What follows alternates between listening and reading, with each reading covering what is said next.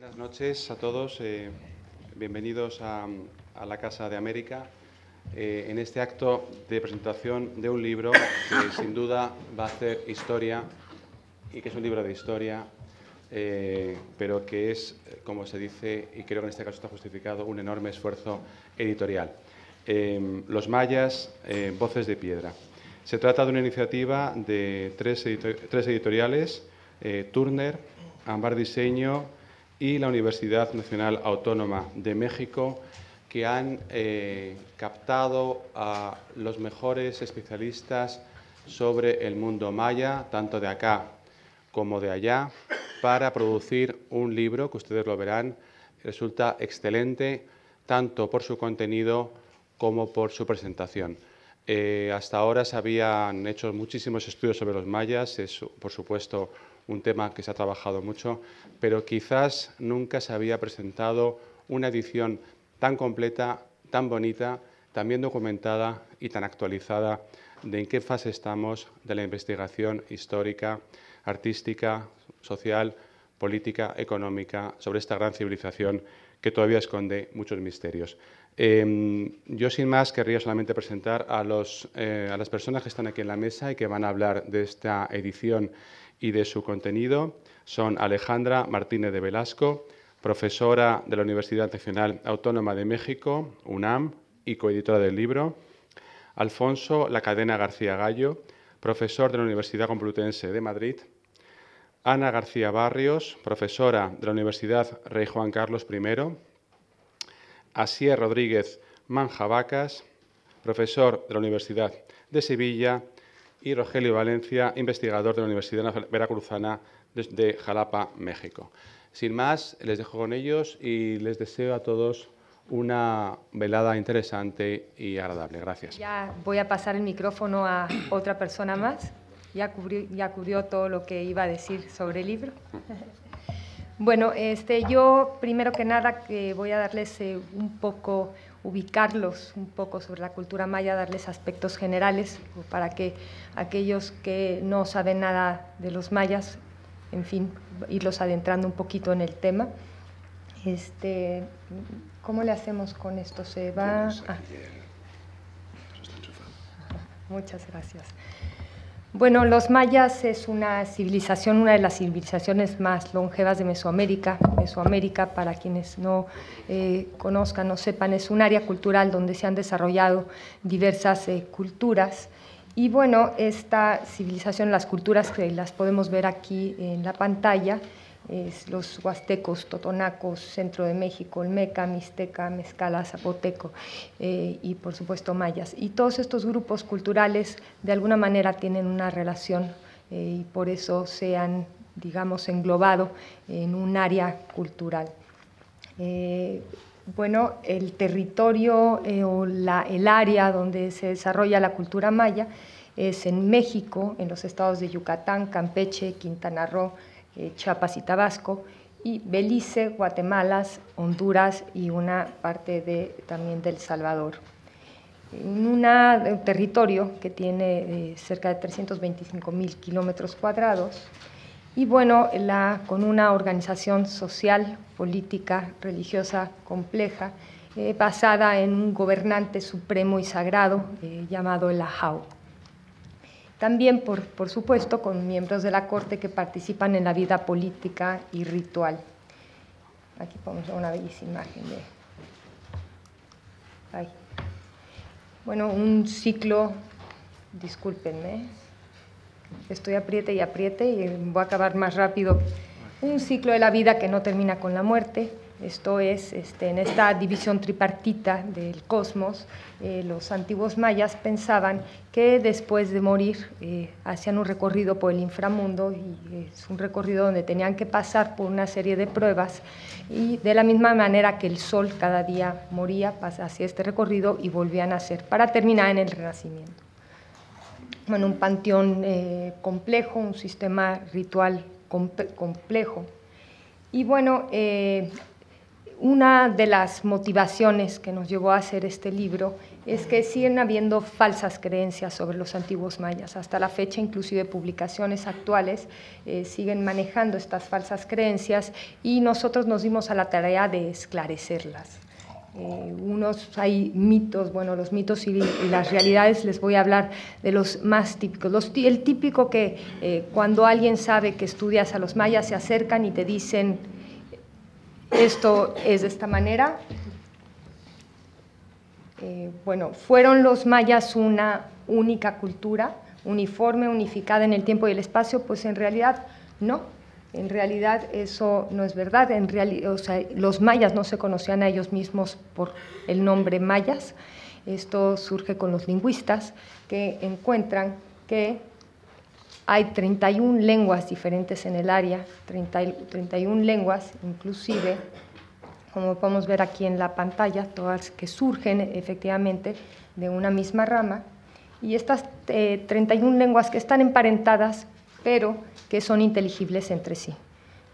Es una familia distribuida por toda la región, bueno, por supuesto, con medios geográficos diferentes. Vemos selva, tierras altas, bosques, tierras bajas con lagunas, vemos ríos subterráneos, ahorita vamos a ver, por ejemplo, aquí una laguna preciosa, costa, también encontramos yacimientos en la costa, ríos, todas las tierras bajas del norte no tienen ríos, digamos, en superficie, y encontramos estos cenotes que son maravillosos también para visitar.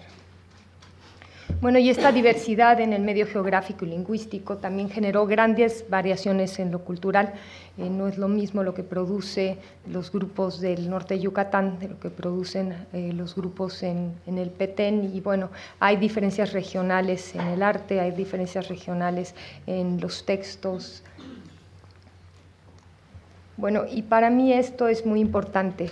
Uno de los grandes mitos, o el mayor mito, es que los mayas desaparecieron. Y los mayas no desaparecieron, simplemente cayó, digamos, su sistema político basado en el ajau. Los mayas siguen estando ahí, inclusive para quien ha visitado México y Guatemala, pueden encontrar que se sigue hablando la lengua, se siguen hablando las lenguas originales, inclusive muchos no hablan español, ¿no? Muchas de estas y bueno, hoy inclusive podemos ver estas variaciones lingüísticas porque coinciden en el vestido, ¿no? La gente de Sinancantán no se viste igual que los chamulas ni los quichés, o sea, se refleja de alguna manera en el vestido también, aunque esto no es digamos, se origina en la conquista, porque era una manera de identificar a los diferentes grupos indígenas, pues algo que ha trascendido hasta nuestros días, y bueno, hoy es de una riqueza cultural increíble, ¿no? Y bueno, gracias al desciframiento de la escritura jeroglífica, podemos hoy reconstruir vidas, obras, rituales, parte de la cosmovisión, mitos, eventos astronómicos, por supuesto, ceremonias. Y otro de los mitos que se manejan, o falsas realidades, que todos los mayas eran profundos observadores del cielo, ¿no? Y astrónomos y matemáticos. Pues en realidad no hay cultura en el mundo que se dedique exclusivamente a la observación de los astros, no hay ninguna sociedad que se pueda dedicar exclusivamente a observar, o sea, es como, en fin, fuera de una realidad. Y bueno, claro que sí, los campesinos buscan entender los ciclos para cuestiones agrícolas, ciclos en fin, observan a las estrellas, el comportamiento del sol, etcétera. Y bueno, el interés de los mayas, sobre todo este aparato religioso superior, en la observación de los astros, obedece más bien a causas asociadas con el mito, el ritual, la adivinación, más que a la precisión matemática. Y bueno, es su calendario el más preciso del mundo. Pues en realidad no, porque tú no puedes tener el calendario más preciso del mundo si manejas números fraccionarios. O sea, los mayas se basaban su calendario en ventenas y son números enteros. Por ejemplo, el ciclo de la luna es de 29 días, 12 horas, 44 minutos, 3 segundos. ¿Cómo lo solucionaron ellos? Bueno, un mes teníamos un registro lunar de 29 días y el siguiente mes de 30. Y bueno, ¿fueron los mayas un pueblo pacífico? Tampoco, ¿no? Todas las imágenes o muchas de las imágenes de los mayas podemos ver la guerra, podemos ver cautivos, podemos ver, mira cómo, podemos ver, ahí ven 3 personajes que están atados, el gobernante sentado sobre el trono.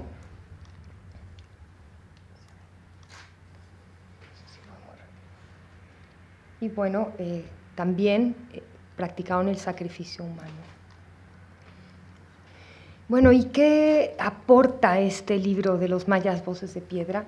Bueno, reconstruye realidades, son 500 páginas de libro, más de 3.000 años de historia, aunque sí se centra en el clásico, digamos que es donde se producen la mayoría de los textos jeroglíficos. Digamos, damos una visión general de los antiguos mayas a través de toda su historia.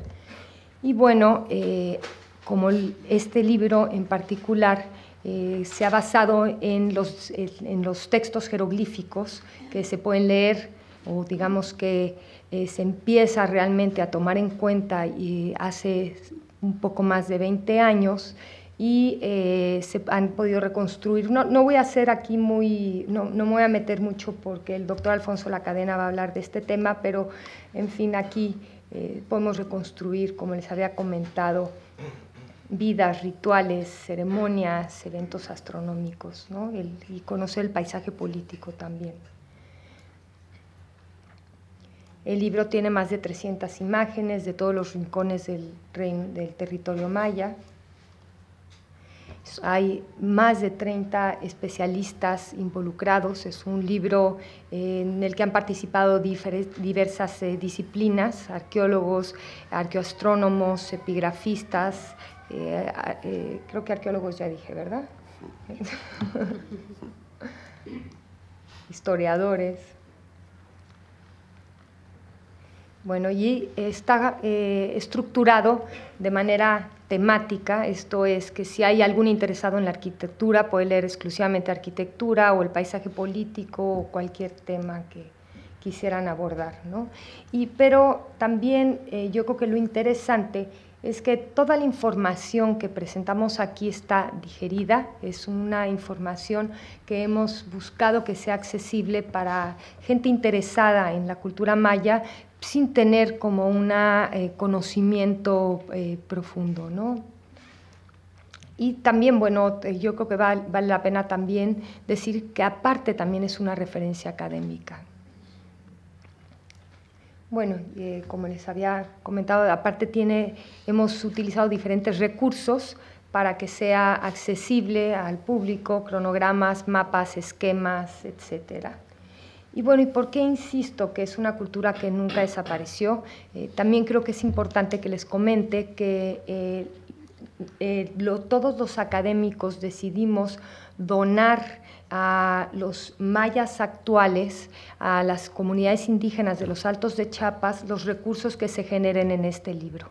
Y por eso, insisto, los mayas están ahí y muchos de estos grupos en unas situaciones realmente lamentables. Pues les agradezco, y aquí termina mi aportación. Y bueno, es una coedición, como habían comentado, Ámbar Diseño y Turner, ¿no?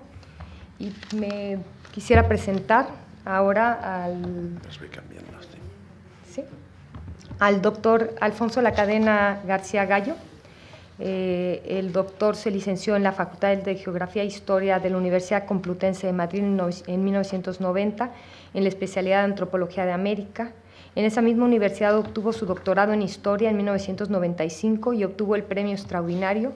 En 1999-2001 fue investigador postdoctoral en el Instituto de Filología del Consejo Superior de Investigaciones Científicas de Madrid y desde 1998 es profesor invitado en distintas ocasiones en la Universidad Autónoma de Yucatán y la Universidad Nacional Autónoma de México.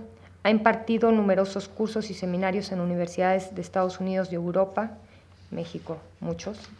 En la actualidad es profesor contratado de la Universidad Complutense de Madrid y su investigación se ha centrado en los sistemas de escritura mesoamericanos. Ha hecho contribuciones al estudio de la escritura jeroglífica maya, desciframiento, paleografía, gramática y literatura.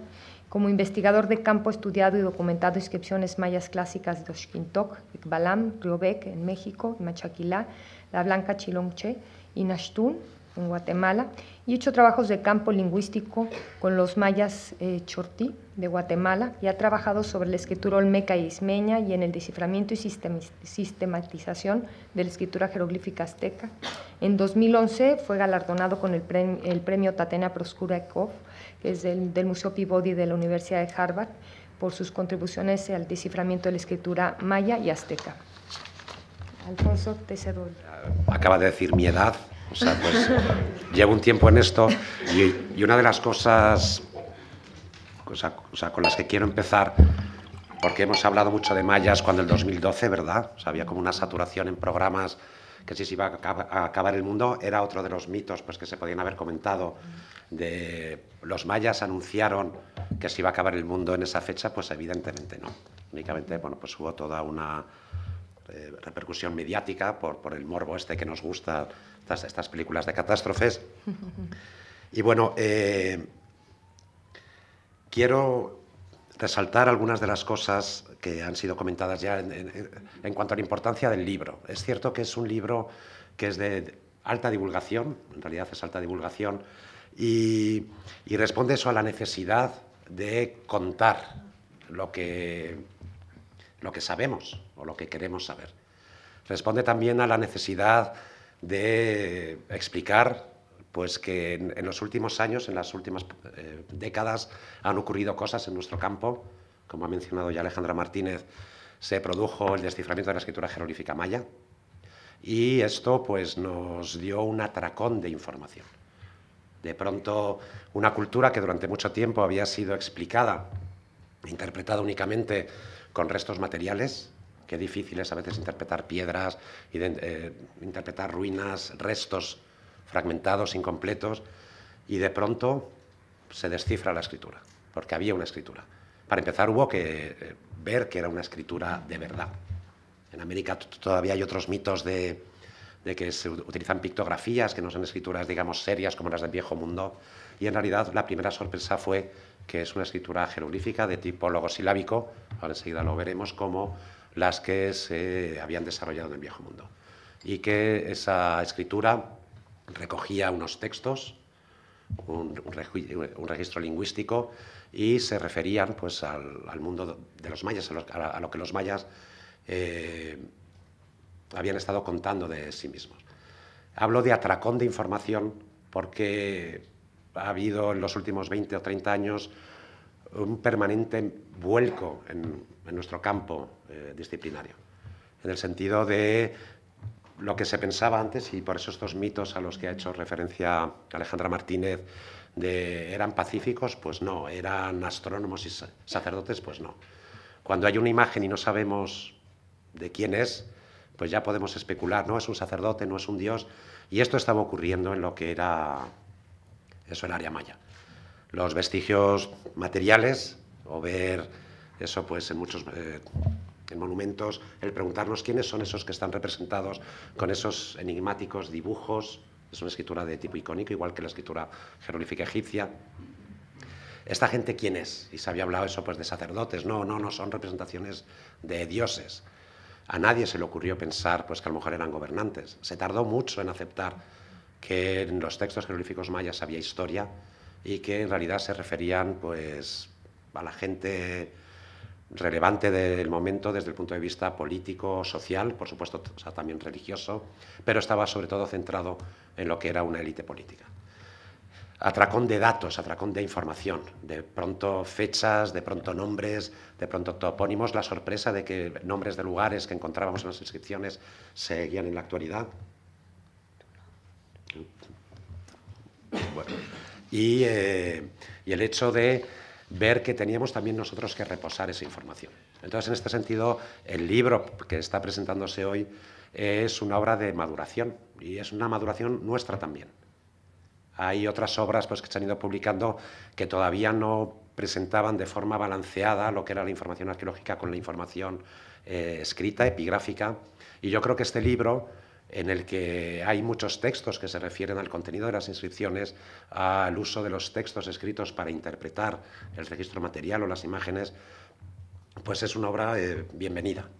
Es obra nuestra, o sea, también de decir, este es el punto en el que estamos ahora de conocimiento y ya ha pasado el suficiente tiempo como para que podamos reflexionar de forma más, a lo mejor incluso desapasionada.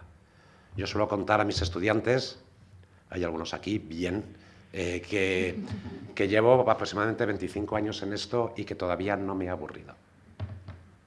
No han pasado 2 meses o 3 meses sin que haya habido, por excavaciones, pues hallazgos o por la mejora en nuestro conocimiento de la gramática de los textos, nueva información. Y realmente han sido 25 años de verdadero disfrute y el gusto de que todavía hay muchas cosas por hacer y por completar. Una de las cosas que me gusta, podemos hacer críticas a la globalización, pero una de las cosas buenas que tiene este planeta mundo integrado que hay ahora es que realmente, y nos lo ha enseñado la genética de poblaciones, el ser humano es único, somos todos realmente idénticos, ya se ha superado la cuestión de razas o de pueblos distintos. Los mayas existen ahora y también nosotros existimos, y la historia de los mayas en cierto modo es nuestra propia historia, en la medida en que podemos ver en el pasado cuáles fueron los logros, cuáles fueron las inquietudes, cómo se organizó una población humana que somos nosotros mismos, pues en ese rincón en la península de Yucatán, en Mesoamérica, en América, a veces aislada, a veces en contacto con otros pueblos, y en cierto modo lo que sabemos de los mayas es también algo que sabemos ahora de nosotros mismos, porque es también historia de la humanidad. Por eso, en ese sentido, este libro es también muy atractivo a la hora de vernos a nosotros mismos en otras partes del planeta y hablar de adaptaciones, de éxitos o incluso de fracasos. Quiero centrarme en el tema de la escritura porque es muy importante.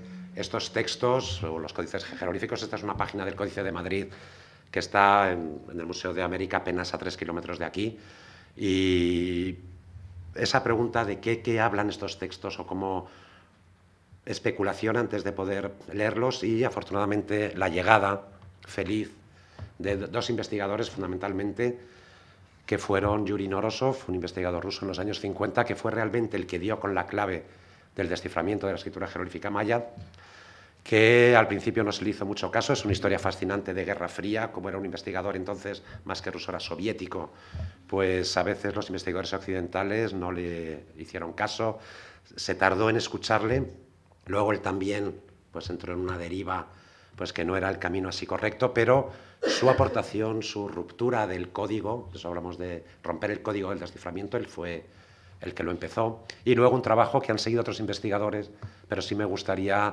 destacar a Dave Stewart, que es el de la imagen que está en la parte inferior de la pantalla, que es un genio de nuestros tiempos. Este es, junto con Yuri Norosov, el Champollion de la escritura jeroglífica maya. Ha sido un honor pues, para el libro que Dave Stewart, el que en tiempos modernos ha actualizado y ampliado el desciframiento, pues sea el prologuista del libro. Entonces, pues un honor, y habla también pues, de la seriedad del libro para que un investigador de la talla de Dave Stewart pues, haya accedido a participar y a presentarlo también. Hablo de un genio de nuestros tiempos porque yo el primer artículo que he leído a Dave Stewart lo publicó cuando él tenía 15 años. Y siempre ha estado en esto, pues inteligente, con inquietudes y sigue, bueno, pues activo. Y realmente, además, el que le conoce, pues uno dice, será raro, ¿verdad? Y no, y es un ser encantador, realmente. Entonces, bueno, pues ese es uno de los gustos que tenemos en nuestra especialidad, y gracias a él y a otros epigrafistas, pues se ha ido completando esta maravilla que tenemos ahora, que es el silabario maya. Es una escritura logosilábica, hay una lista de logogramas, signos palabra, pero es más llamativa siempre en presentación por el silabario. Un silabario pues, que en funcionamiento es como el silabario de la escritura lineal bemicénica o los silabarios hiragana y katakana de la escritura japonesa. Y con estos signos se componían los textos, y gracias a estos signos, a estos textos y a todo el trabajo que ha habido de leer las inscripciones y luego de entenderlas. Y gracias a esto, pues primero ubicar a los mayas y su escritura en la tipología de las escrituras de la humanidad, eso en teoría de la escritura, y ahí pues está ubicada junto a las escrituras logosilábicas con los sumerios, los acadios, los micénicos, y bueno, pues esto era de justicia para los pueblos indígenas americanos. Siempre esa idea que a veces queda o que persiste de que América es especial, América es rara, y no, América es normal. Y por eso América es fascinante, precisamente. Y el contenido de los textos, estos signos que aparecen pues, aquí unidos a lo que es, justo no refleja en la pantalla, bueno, arriba seguro que ustedes identifican, aún no sabiendo escritura jeroglífica maya, qué puede ser el texto escrito, y nos está hablando de cuándo ocurre eso, de por qué ocurre, de quiénes están involucrados en esa actividad.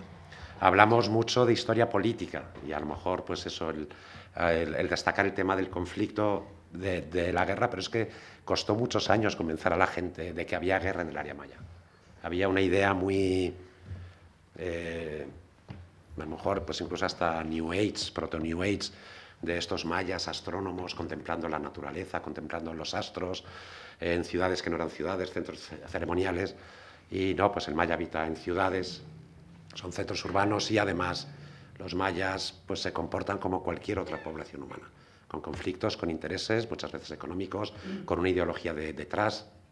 Y entonces esto es una de las cosas en este atracón de información, pues de reconstruir dinastías, ver las alianzas políticas, y todo en un mosaico político muy fragmentado y muy cambiante.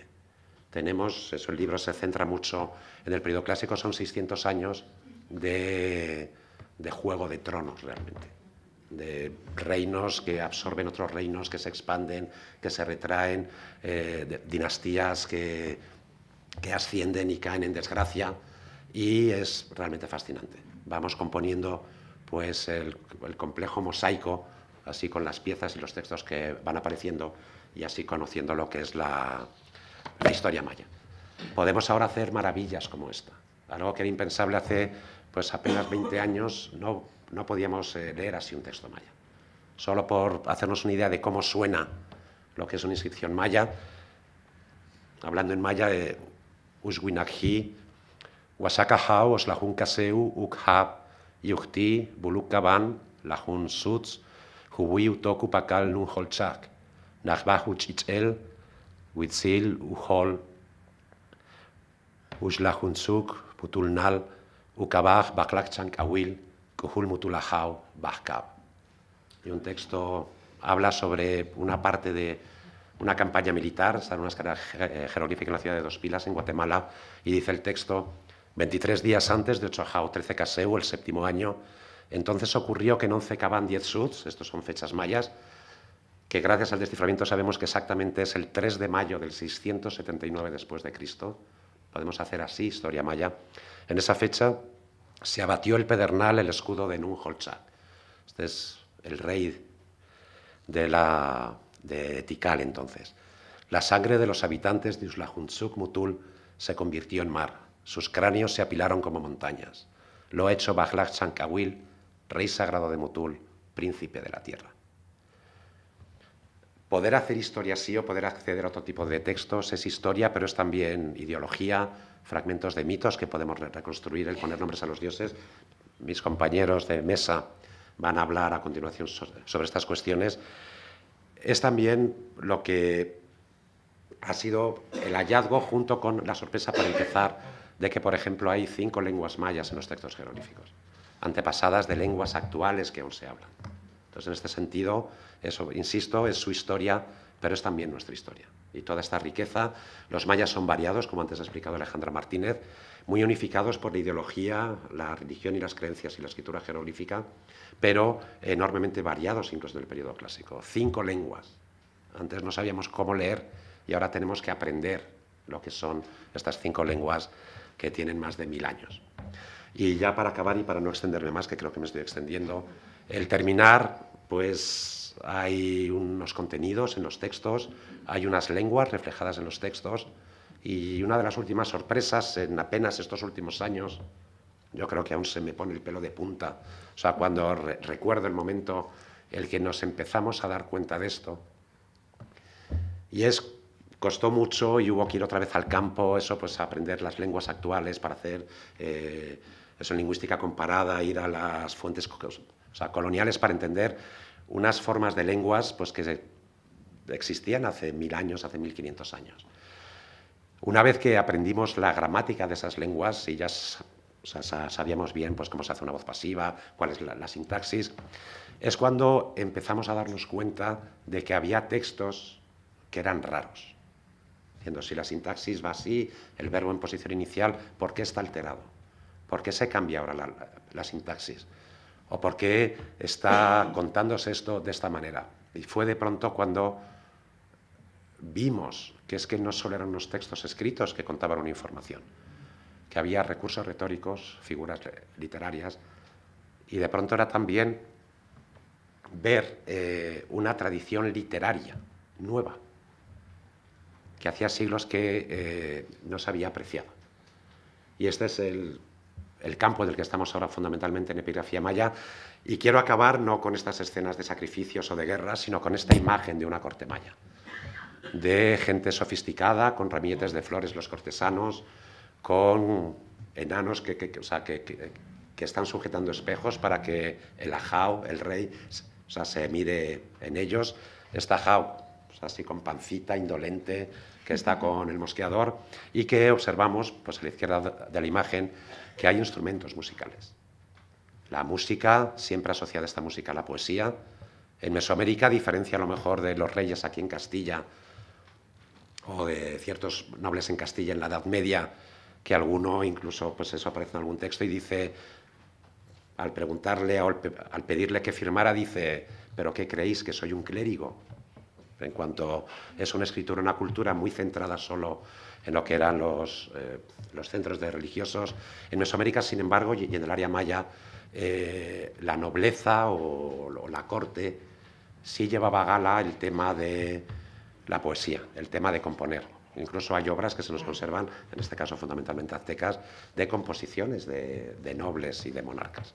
Y quiero acabar entonces, pues ahora con esta imagen de una epigrafía que no es solo acceder a una información, sino que es también acceder a la riqueza, a los tesoros de las lenguas y a estas formas que son de literatura, como parte de ella una literatura universal. No, ahora les voy a presentar al maestro Asís Rodríguez. Él es maestro de Historia del Mundo de la Universidad de Pompeu Fabra, Barcelona, y máster de Arqueología en la Universidad de Sevilla. Se ha centrado sus estudios en las relaciones de poder y género en la diplomacia del clásico tardío en el Valle de Usumacinta. Desde el 2012 imparte los cursos de Cultura Maya y Epigrafía Maya en la Universidad de Sevilla.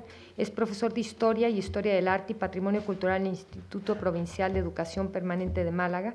Y bueno, cuenta con diferentes publicaciones, conferencias en el ámbito de la iconografía y la epigrafía maya a nivel internacional. Gracias, Asís. Muchas gracias por la presentación.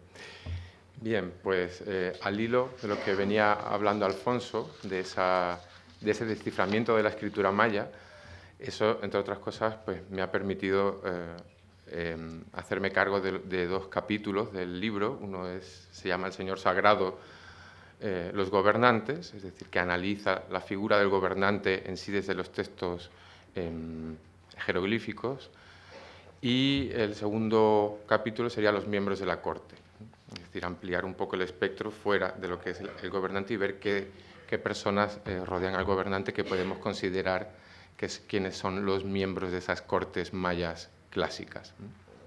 Bien, el primer capítulo el Señor Sagrado, los gobernantes, el Señor Sagrado en concreto, porque la mayoría de los textos, sobre todo a partir de un momento concreto del clásico, en torno al siglo V, siglo VI, a la mayoría de esos gobernantes empiezan a denominarles así, Kuhul Ahau, Señor divino, gobernante divino.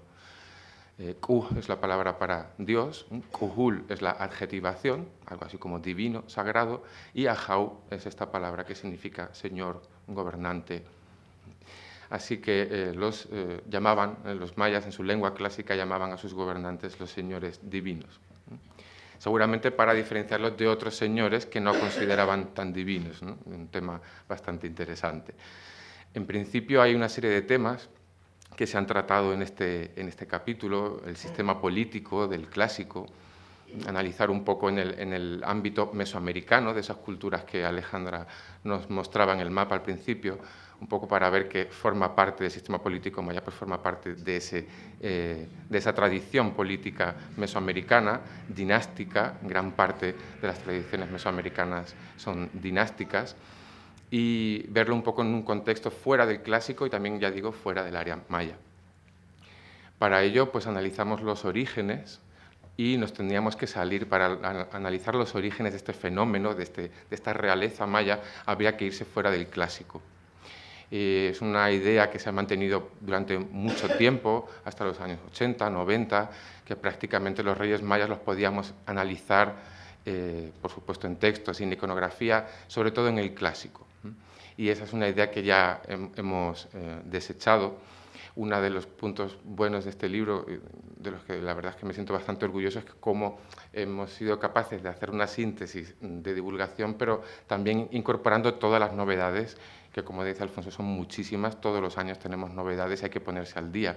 En esto también la realeza no es propia del clásico, el concepto, el modelo, incluso la nomenclatura para la realeza es mucho más antigua, y por hallazgos arqueológicos en 2001, en el Mirador, en Guatemala, pues ya sabemos que hay escenas de entronización, en el preclásico, escenas de entronización de reyes mayas. Incluso textos un poco más tardíos, pero también del preclásico, desde en torno al año 100 a.C., que hablan de Ahau. Vemos unos glifos muy arcaicos, que es muy difícil entenderlos, pero el glifo precisamente de Ahau lo podemos leer. O sea que se está mencionando a reyes y se está representando iconográficamente entronización de reyes. Eso es algo muy interesante, ¿no? Gracias a las pinturas de San Bartolo en Guatemala. Bien, uno de los temas, creo que de los que más he podido disfrutar precisamente elaborando estos materiales, son el tema de la infancia, adolescencia y nombramiento del gobernante. Es otra de las novedades. Siempre hemos tenido muchos más datos oficiales de los gobernantes, sus entronizaciones, sus guerras, desde los años, ya digo, 80, 90, 2000, pero ya vamos afianzando, vamos abriendo un poquito más ese espectro y empezamos a ver ya épocas, digamos, preentronización. ¿Qué ocurre con los gobernantes antes de ser gobernantes? Cuando son príncipes, ¿no? Para entenderlo un poco en nuestra tradición, cuando son príncipes herederos o cuando son infantes o infantas, infantas que van a ser princesas o infantes que pueden o no ser príncipes herederos. ¿Qué ocurre con ellos, ¿no? ¿Por qué ritos tienen que pasar? ¿Qué títulos y cargos van acumulando hasta llegar a ser Kuhul Ahau, ¿no? Un señor divino? Eso es algo bastante novedoso que se ha hecho, por ejemplo, por estudios de Stephen Houston, que se ha dedicado a los jóvenes, los Chok, los jóvenes, y nos ha aportado muchos datos nuevos. Por supuesto, la entronización es un momento muy importante, tanto iconográficamente como epigráficamente. Los textos, si de algo nos hablan de la vida de un rey, pueden hablarnos de su nacimiento, por supuesto, de su muerte, pero si de algo nos hablan es de su entronización, del momento en el que fue entronizado, porque es también un cambio de estado.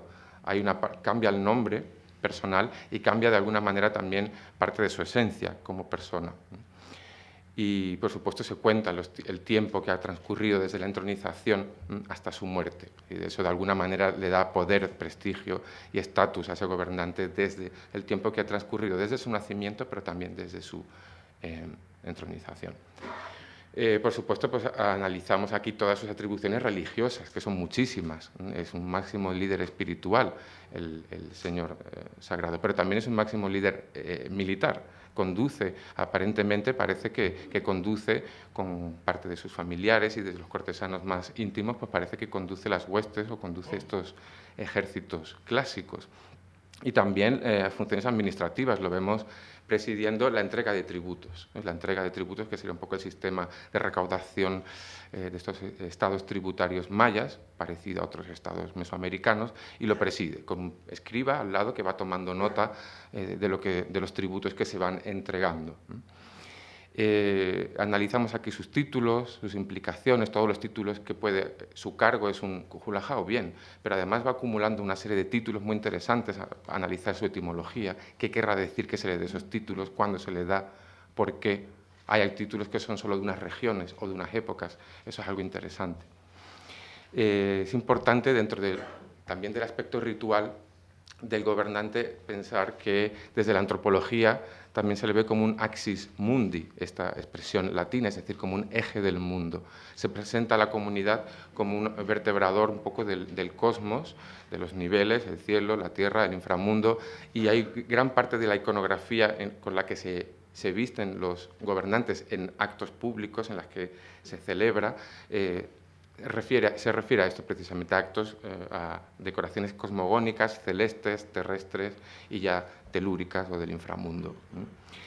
Hay modelos sobrenaturales, y esto es muy interesante. Encontramos modelos en el mundo de los dioses mayas, encontramos algunos dioses que actúan como gobernantes del cielo, por ejemplo, como gobernantes de la tierra, y vemos que en esa iconografía que utilizan los reyes humanos reales se apropian muchas veces de esa iconografía divina. Y ya entonces hay un lenguaje muy interesante en el que hay dioses que son vistos como reyes de sus respectivos ámbitos celestes o terrestres, y hay también gobernantes que son vistos como dioses.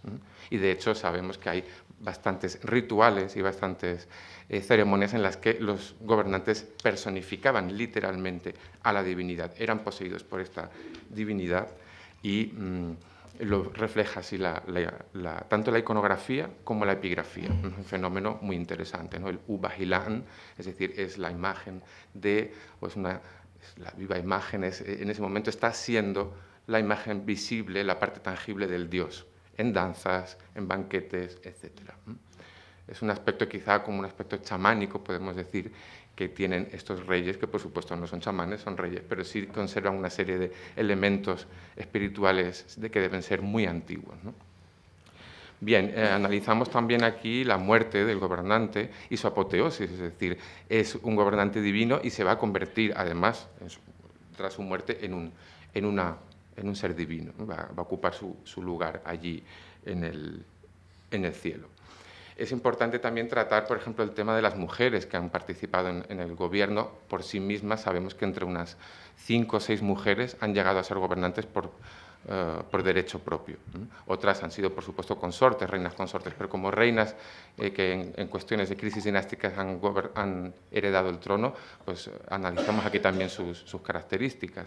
Y por último, pues para que no se quede todo un poco en el aire y todo sea tan neutral, aquí analizamos la vida de 2 gobernantes, de Kinech Hanaf Pakal, un rey de Palenque, y de Hasao Chankawil, un rey de Tikal, para ver realmente personas de carne y hueso que vivieron, nacieron, gobernaron y murieron. Eso es algo interesante. Aquí tenemos, por ejemplo, uno de ellos, Kinech Hanaf Pakal, de Palenque, seguramente es una representación de este longevo, muy longevo gobernante de Palenque. Y el último capítulo trata los miembros de la corte. Este es un tema quizá donde hay más lagunas, es un tema más desconocido, más novedoso. Aquí, por ejemplo, pues ha habido que echar mano a artículos muy recientes, artículos que todavía se están discutiendo, pero ya se están aceptando en la comunidad científica, a tesis doctorales, por ejemplo, ya un poco más antiguas, pero recientes, como la de Mark Sender sobre el sacerdocio maya.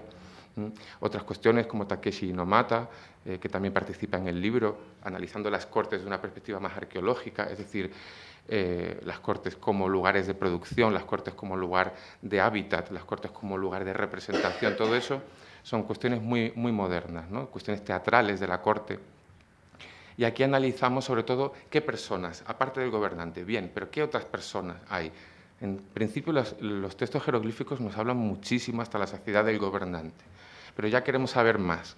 Y esto es la punta del iceberg. Vamos rascando y, como ha dicho Alfonso, cada vez sabemos más, cada vez tenemos más nombres de personas, de hombres y mujeres que no eran los gobernantes, pero estaban ahí en la corte, eran madres de, hermanas de, eran hijas, infantas, infantes. Y nos interesan mucho los cargos rituales, militares, administrativos que tenían todas estas personas. Entonces aquí lo primero diferenciamos entre títulos y cargos. Tenemos un poco este problema, si lo analizamos en nuestra sociedad, pues igual a lo mejor nosotros podemos tener un marqués, y el marqués, pues analizamos la etimología, era el que se encargaba de la defensa de una marca militar, pero evidentemente con el tiempo ha ido acumulando una serie de características por las que podemos verlo ya como un título, más que un cargo concreto de alguien que hace algo concreto. Esto lo podemos ver en el área maya también. Analizamos los nombres de estos cortesanos, de esos cargos, y vemos que muchos cargos se han convertido ya en títulos, son títulos honoríficos, que se le dan a hombres y mujeres de la corte independientemente de a lo mejor si hacen esa función concreta. Eso es algo interesante. O bien lo contrario, ver que a lo mejor hay títulos que por el hecho de llevarlos a lo mejor implican que ahí tienes que hacer algo especial en la corte. Pues a lo mejor tienes que llevar las sandalias al rey o tienes que hacer algo concreto, estar ahí, servirle el cacao, etc. Bien, en cuanto al palacio y a la corte, lo principal es ver la familia del gobernante y el parentesco es algo muy, muy, muy importante, tanto para mi trabajo personal, mi interés en la epigrafía, como para este capítulo, es decir, qué parentesco había, qué personas se mencionan y qué personas no se mencionan. Eso nos da un poco la idea de qué estructura de parentesco tenían, con qué personas cuentan, cómo se hereda el poder, a quién se les relega. ¿Es igual en todo el área maya? Y vemos que no. Vemos que ahí el área maya es diferente. Hay unas zonas que a lo mejor prima más mencionar al padre, otros que mencionan a la madre, otros que mencionan a padre y madre, en otras zonas en las que mencionan a los hermanos, muy interesante, hermano mayor, hermano menor, seguramente porque están en la línea sucesoria de una manera distinta y precisa. Y eso es algo interesante, ¿no? Ver de pronto estas cortes como un lugar vivo donde había, pues sí, era verdaderamente... Cuando nos metemos en una cultura tan diferente, en un sistema de parentesco tan diferente, en un mundo aparentemente tan exótico, y lo disfrutamos, ¿no? Con una lengua exótica que nos habla de Chok, de Ishik, de Kuhul Ishik, de mujeres divinas. Al final, la conclusión que uno puede sacar es que las casas reales mayas tienen los mismos problemas que tienen todas las casas reales en Europa, por ejemplo, que es... Casamos a nuestros infantes, a nuestras infantas, a nuestros hijos, los tenemos que casar, no se pueden quedar sin casar, pero esto es un problema, porque vamos a tener nietos y en muchos lugares vamos a tener seguramente nietos o nietas que van a transmitir el poder en lugares o en momentos en el que a lo mejor ya no nos interesa o no nos conviene, porque no sigue la línea que nos interesa. Y ahí surgen toda una serie de problemas dinásticos y problemas diplomáticos muy interesantes. Y eso es lo que estamos viendo a través de los textos jeroglíficos. Por un lado, después ya muy interesante la estructura de esos señores menores, esos señores que no pertenecerían al núcleo de la corte del reino, pero son señores subalternos que están sometidos al rey principal, son señores regionales y establecen una relación a veces muy interesante con el rey. Son subalternos y se someten a ellos, pero ellos están estableciendo ya su corte también, su corte regional, también adaptando títulos que antes solo eran del rey.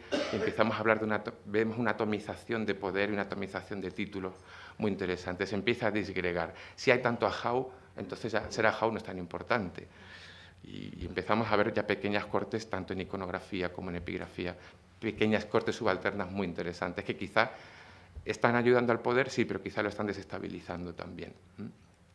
Las visitas reales, por ejemplo, son muy sintomáticas. Las visitas reales de reyes extranjeros, es decir, reyes que se tratan de igual a igual, reyes que se tratan de una manera, es decir, hay un superior y un subalterno, y después esos inferiores que vienen a la corte, cómo se les menciona, con qué títulos, cuáles son sus nombres propios. Entonces, creo que es un aspecto muy humano que nos aporta de ver personas concretas con cargos concretos que vivieron y murieron y formaron este sistema político. Aquí les presento a la doctora Ana García Barrios. Ella es doctora en Antropología de América por la Universidad Complutense de Madrid, profesora de la Universidad Rey Juan Carlos. Su actividad docente está centrada en el área de América prehispánica y colonial Desde 1987 participa en diferentes proyectos arqueológicos del área maya mexicana, como los llevados a cabo en las ciudades prehispánicas de Oxquintoc, Chichén Itzá y Calakmul.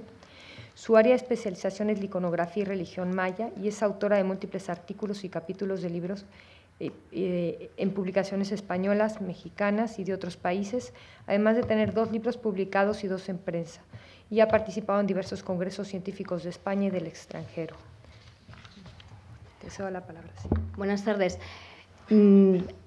Aquí, bueno, han estado hablando de epigrafía, han estado hablando de gobernantes y todo lo que es una corte. Entonces, todos ustedes empiezan a ver que esto realmente tiene una forma normal, como cualquier sociedad, ¿no? Porque realmente eran así.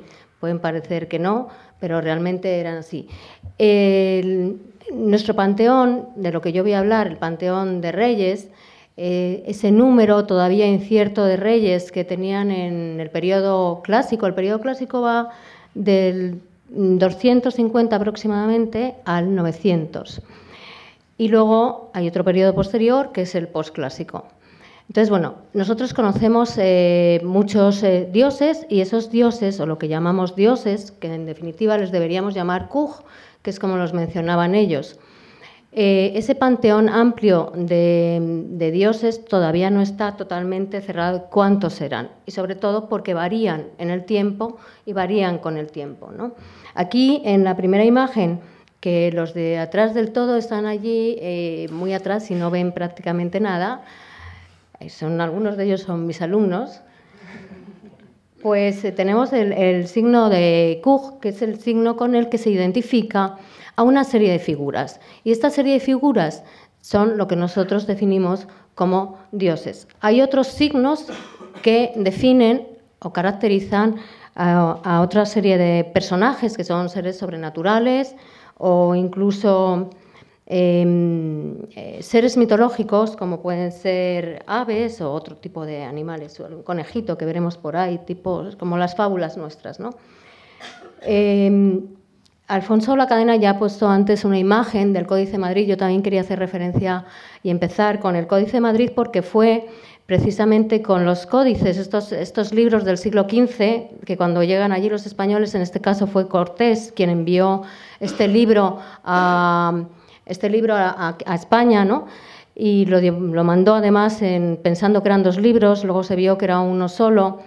Este códice que está expuesto y que yo les invito a que vayan al Museo de América porque es una maravilla, fue uno de los libros sobre los que se basaron para hacer las primeras catalogaciones, por decirlo de alguna manera, de estos dioses.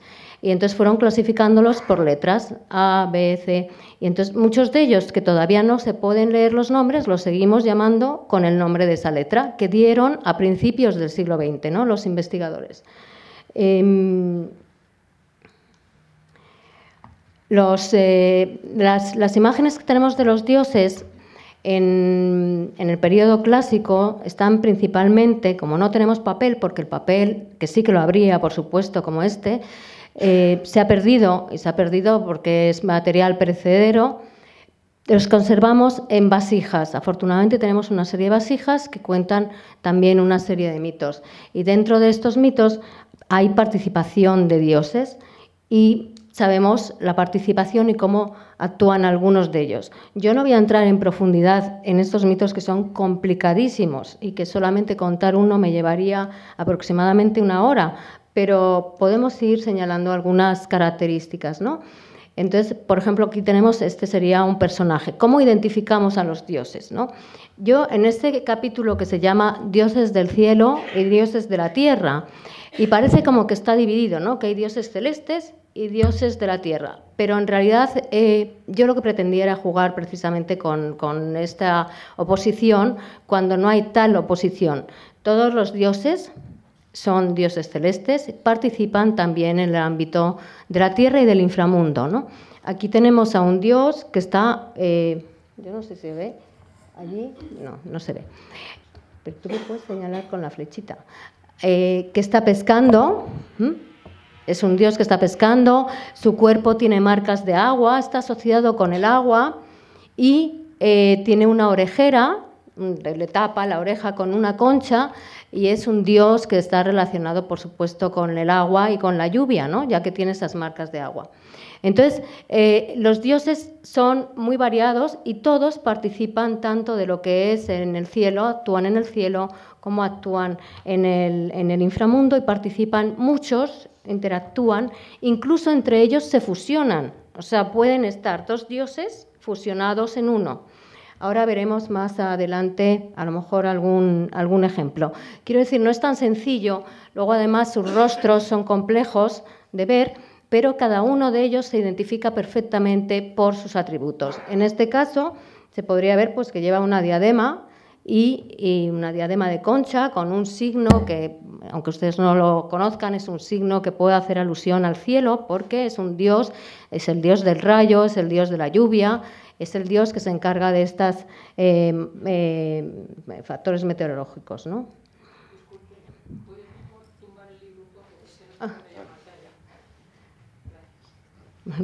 No pasa nada, pero lo tenía que haber dicho a lo mejor al principio, ¿no? Bueno, aquí tenemos es este mismo dios que está danzando, bailando alrededor de una montaña, ¿no? Es un dios celeste, pero está danzando alrededor de una montaña. Esta montaña también se vuelve más complicada todavía porque la montaña está animada, ¿no? Son cerros, árboles, todo parecía animado. De hecho, es una pena que no se pueda señalar porque sí que se ve el ojo, está tumbada y se ve el ojo, se ve la boca abierta, se ven los dientes de esa montaña que está señalada ahí en blanquito, y no sé si el profesor Lacadena me puede ayudar con eso. Vale, gracias. Tenemos otro dios, voy a pasar un poquito rápido, pero son dioses interesantes porque cada uno se diferencia y se caracteriza y cada uno además tiene una función diferente, ¿no? Aunque puedan intervenir en mitos juntos y aunque puedan fusionarse. El dios Cahuil es este personaje que hay aquí, lleva una frente de espejo, de hecho su nombre es un espejo, esa es la forma de escribirle, y ese espejo lo lleva en la frente, su cabeza entera, se podría decir que es un espejo, y lleva un hacha clavada en la frente y a veces se convierte en una antorcha. Pero lo más característico también, aparte de este espejo, es esa pierna de serpiente que tiene, ¿no? Una pierna de serpiente que le permite, además, la serpiente siempre es un animal en todas las culturas antiguas que se asocia con la pervivencia, la existencia de la vida eterna y la capacidad de transformación, ¿no? Porque la serpiente pierde su camisa, y eso es efectivamente lo que ocurre con este dios. Este dios puede transformarse o hacer que a través de su pierna a él se le convoca, se le invoca a través de una serie de rituales, y siempre es a este dios al que se le pide que se aparezca tal persona o que venga tal personaje o tal dios, ¿no? Y aquí, no sé si se puede ver, se puede seguir la pierna que envuelve, su pierna serpentina envuelve a esta mujer que está echada hacia atrás, y al final de su pierna se abre una gran boca y de esa boca sale un personaje que además es otro dios, ¿no? Los dioses, además, estos dioses de los que estamos hablando, van a tener cada uno unas características físicas. El dios Cahuil tiene unas modelaciones cefálicas, cada uno, los mayas se modelaban la cabeza, ¿no? Y cada uno de estos dioses se la tiene modelada de una manera diferente, ¿eh? O sea que había unos personajes que pueden asociarse con un dios y modelarse el cráneo de una manera, y otros asociarse con otros dioses y modelarse de otra manera. Entonces, bueno, pues este dios, el dios Cahuil, además servía de cetro. ¿Por qué servía de cetro el dios Cahuil? Pues el dios Cahuil servía de cetro a los de cetro maniquí, era el bastón de mando, ¿no?, de los reyes, porque esa pierna serpentina, precisamente, esa pierna tan mágica que permitía la transformación, era un poder más, ¿no?, o sea, un elemento más de poder. Y además estaba relacionado con la abundancia, con los alimentos, se representa muchas veces cargando con cacao, ¿no? Y Y dentro de los dioses he puesto algunos dioses para que vean que algunos son ancianos, tienen representaciones de ancianos, generalmente estos ancianos están asociados a la sabiduría, ¿no? Este es un dios se le conoce como dios Ele, es uno de los que no se lee su nombre y están asociados con la sabiduría. Sin embargo, se le reconoce muy bien porque lleva un sombrero muy grande con un pájaro encima y suele ir, esa parte de ser anciano, suele ir fumando. También es un dios creador porque aparecen los mitos en el momento de la creación de la última era. Tenemos algunos, bueno, aquí le tenemos sentado en una corte, era la corte de la que hablaba Asier anteriormente, esas cortes en las que se emulan los dioses, o más bien los gobernantes a los dioses o los dioses a los gobernantes, porque aparecen arriba del todo. Bueno, hay unas cortinas, él está sentado, yo solamente le he señalado a él, pero hay unas mujeres que están rodeándole. Y bueno, tenemos otros dioses ancianos que, como digo, son los que más asociados están con la sabiduría, ¿no? En este caso, este personaje está escribiendo, es un dios, es Itamnaj, es un dios que está relacionado con la escritura e incluso en esta vasija les está diciendo que hay un error en lo que han escrito, ¿no? Le está señalando al escriba, le está diciendo, bórrame esto, ¿qué me has hecho aquí, no? Bueno, pues estos personajes también pueden tener una dualidad y aparecer como aves, por ejemplo, ¿no? Este es el mismo Itamnaj, este personaje que digo de la escritura, pero transformado en ave, ¿no? Quiero decir, no son tan sencillos como nuestro dios Apolo o Atenea, sino que envuelven un halo mucho más complicado a la hora de entender el porqué de todo esto, y de hecho no llegamos a entenderlo. Ya voy a terminar porque creo que no hay mucho más tiempo, ¿no? Y voy a terminar con el dios del maíz y la diosa de la luna. El dios del maíz es el único dios que se le ve joven, tal vez hasta un poco afeminado, pero realmente tiene un mito muy importante en el que lucha contra un tiburón y va a aparecer siempre renaciendo de la tierra. La tierra es esta tortuga que hay aquí.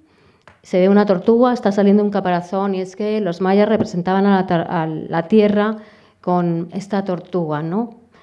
Y por último voy a hablar de la única diosa que tenemos en el clásico y que permanece, que a lo mejor alguien me podría decir, no hay diosas. No, pues no hay muchas diosas. Es la diosa lunar. Siempre va a ir esa especie de media luna que agarra por debajo del brazo, es el signo lunar y es el signo Ug, ¿no? Si estuviese escrito en jeroglífico se leería Ug, que es luna. Y bueno, pues es una mujer joven, siempre se va a representar joven, asociada al conejo, ese conejo que en muchas culturas se ve en la luna, ¿no? Un conejito pequeño que anda por ahí. Y luego ya durante ese periodo posclásico, hacia el siglo XV, cuando se están escribiendo estos manuscritos, se la ve ya más anciana, aunque puede ser ese otro aspecto de una luna menguante, una luna creciente, una luna más mayor, ¿no?